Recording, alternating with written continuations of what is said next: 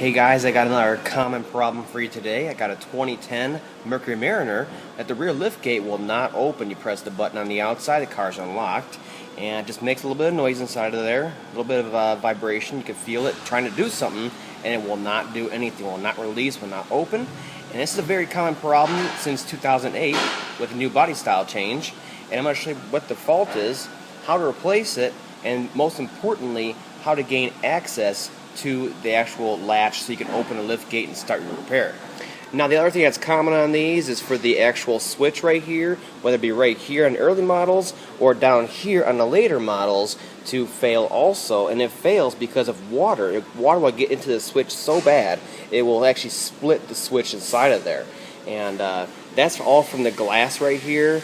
The seal on there is so poor and gets deformed that the water just comes down inside and rots everything out. Alright, the first thing we're going to do is open the liftgate glass, obviously, and this switch usually has zero problems.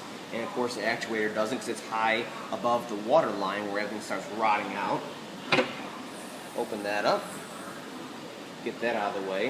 And then this whole panel right here is going to be in your way from getting access to that latch. Luckily, there's no screws in it at all that we cannot access except for way down below. So all you gotta do is pull up on this, like this. It's very flexible, don't worry, it's not gonna break anything. Pull up, and then you start pushing back. And there's push retainers all along here. So the top ones we can push and release, but then we're gonna have to get in there with the pry bar and pop the other ones manually instead of tweaking and cracking the plastic. Like so. And all the top ones here have now just released. All the way along, they're very tough, they're not going to break off doing it that way. That's actually the same way you take it off if the liftgate was open.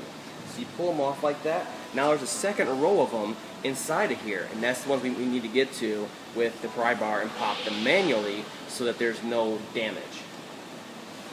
Here's a good example of that Weatherstrip and how it deforms over time.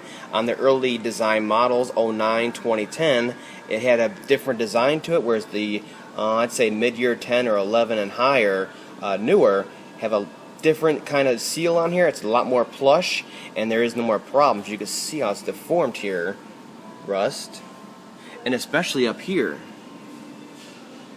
right here, all the way along, gets deformed, and you can see the actual water spots.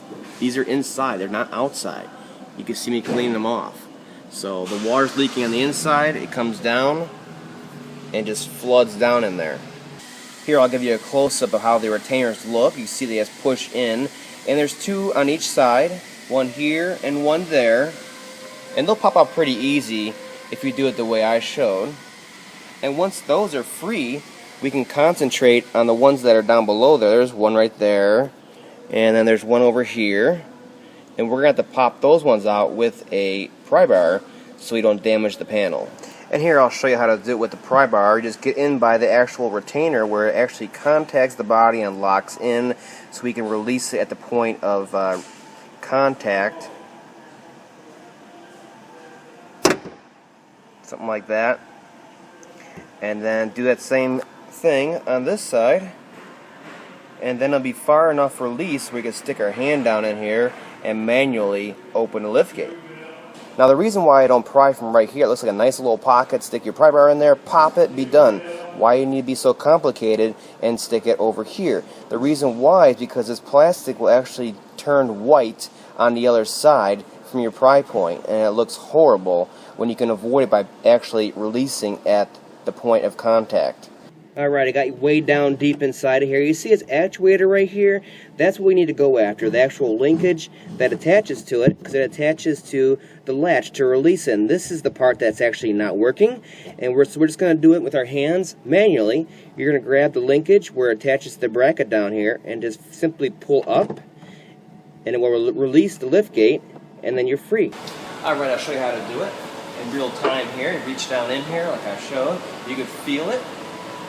Pop it, hold it with the other hand, get your arm out of there, close the glass, and then lift it like usual. Now the last thing we need to do is actually pull these 4 screws out, and this whole panel will come right off.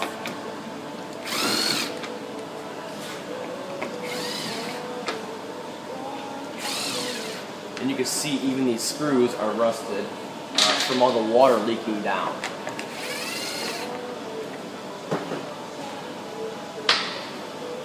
And simply pull down, get a few more retainers. Alright, here's looking at it. This is the actual door ajar switch. This is the actuator with the power going to it. We're going to test this really quick, and I'll show you how to do that.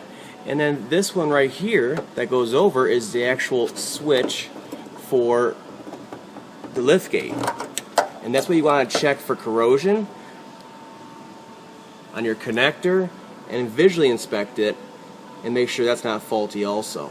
Plug your switch back in and then disconnect your lock actuator, this one right here, and then we're going to test to make sure it has adequate power and ground to actually run that actuator, and that'll make sure we don't have a wiring problem or corrosion problem causing low amperage to get to it. So we're going to wire it up just like this, and you can use a voltmeter, a multimeter, but you will never load test a circuit that way. That's why I like to do it like this and make absolutely sure. What I use is a window motor like that, and that provides plenty of amperage, and that'll test the circuit adequately. Now we got it all wired up, all you gotta do is press the liftgate release, and it should come on briefly like that. Whether it be a light bulb or a window motor like this, and that way we test the circuit both ground and positive side, and we know that the switch is working, we know that the power to the lock actuator is working, we know everything at this point, and we can safely assume the lock actuator is faulty internally.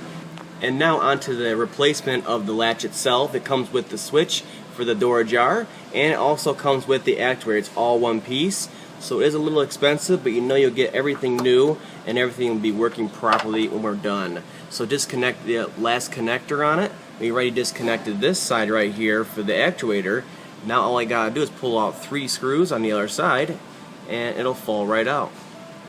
And these are the 3 screws you got to pull out. They're T27s.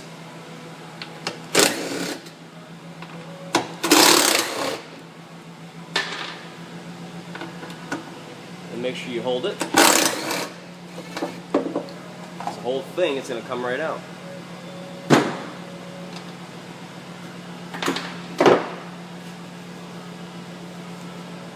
Now going back in, I like to put a little bit of Loctite on the threads right here, the blue Loctite, medium strength.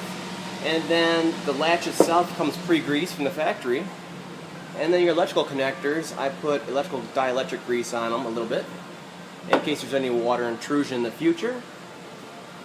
Besides that, it falls right into place. Just make sure that you thread these in by hand, these bolts, because they will cross-thread in an instant and cause major headaches, especially with all the old Loctite that's on them. So make sure we get them in here. Now as far as an adjustment on here, there really isn't an adjustment on here. This bolt hole and this bolt hole are actually very close tolerance on there, where this one's a little looser. So they'll line it up perfectly for you.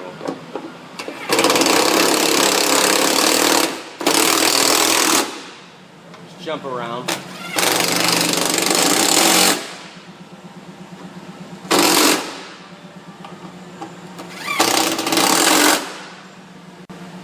And then of course torque them down. The spec on these is 106 inch-pounds. You don't want your latches coming loose when you're going on the road or rattling. Okay. And then you just simply plug your connectors back in. They click in a little door ajar here. Now the way to test this to make sure before you put the panel back on is manually latch it like that with a screwdriver or such, and then hit your release button. It should be just like that. It'll release quick, easy, and with plenty of force. Now the absolute best way to put the panel back on, line everything up perfectly, bring your liftgate down a little bit, pop your glass, help it up like that, grab the panel,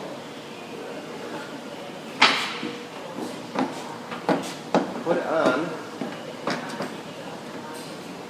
and right here you'll see I'm hooking it over, the actual latch right here.